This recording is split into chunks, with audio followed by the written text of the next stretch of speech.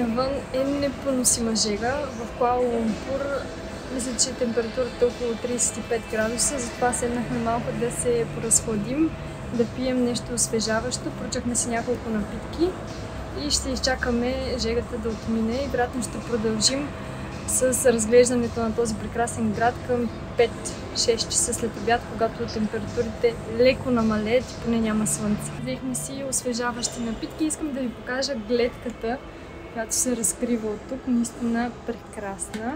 Видяхте колко много зеленина има и колко много природа и палми навсякъде. Доста ми харесва това, защото повечето такива големи столици, силно индустриализирани с небостъргачи, са основно сгради, няма почти никаква растителност, никаква природа, никакви дървета, докато тук има и чист въздух, и природа, има прекрасни паркове. Невероятна красота и спокойствие. Определено препоръчвам да се дойде в тази градина, на нас много ни хареса. Природата е страхотна. Аз лично, понеже обичам така, като отида някъде, винаги се задавам въпроса, добре, аз бих ли живяла в тази държава. И всъщност Куала Лумпур, като че ли много странно и за мен, но много ми допада като начин на живот. Има всичко.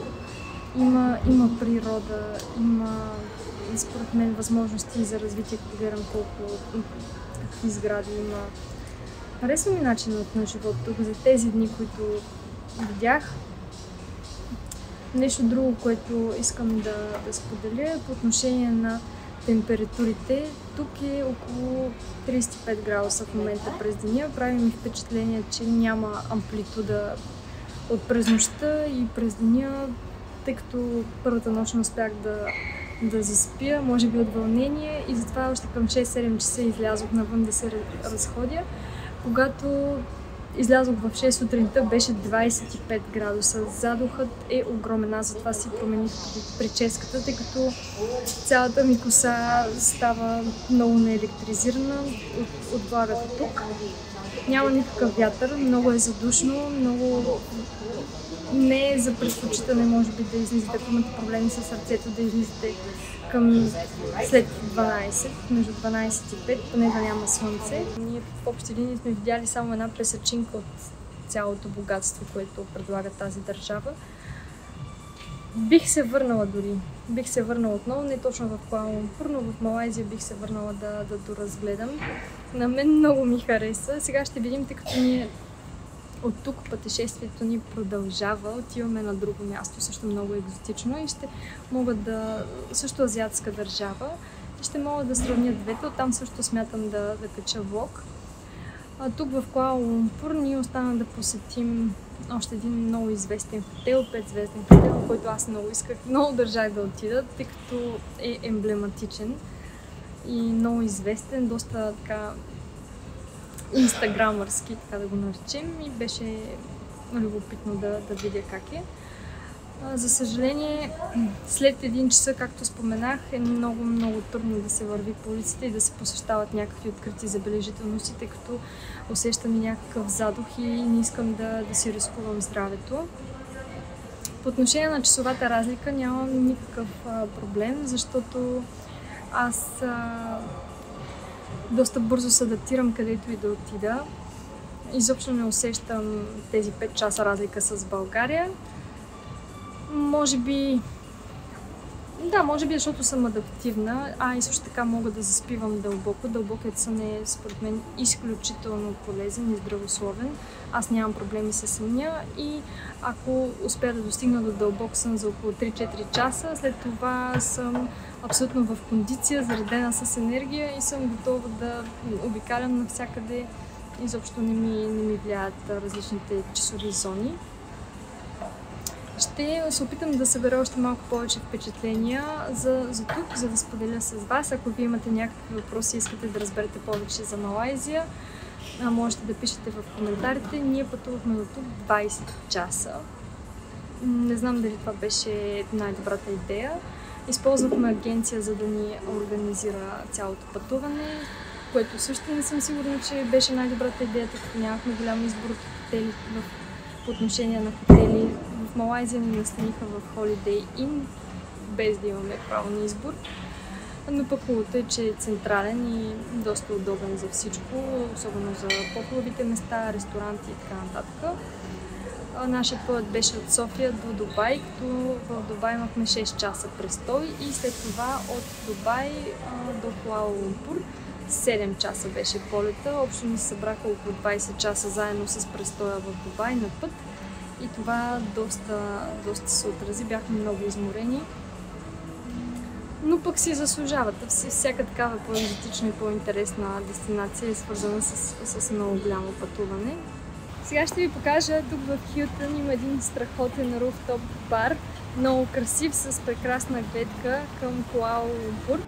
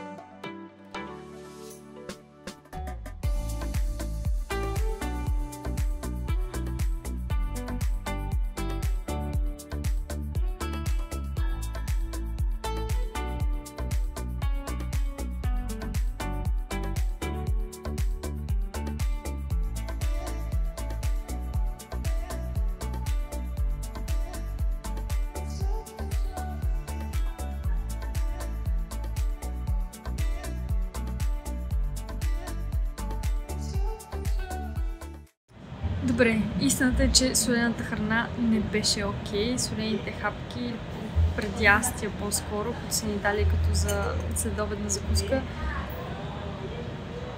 не си заслужаваха. Ще опитам сега сладките.